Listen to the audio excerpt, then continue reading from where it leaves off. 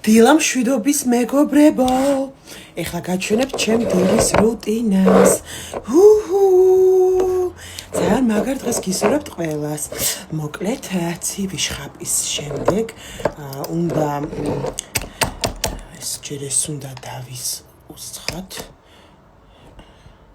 თუ არა, ეს არა. არა. ეს არა. ჯერ ეს უნდა ყოფილიყო, უკაცრავად მაპატიეთ მეგობრებო. მერე უნდა შევურიოთ კიდე 2 წვეთი ეს თუ არა ვიცა როგორ მითხრეს 1 წუთით ჯერ ესო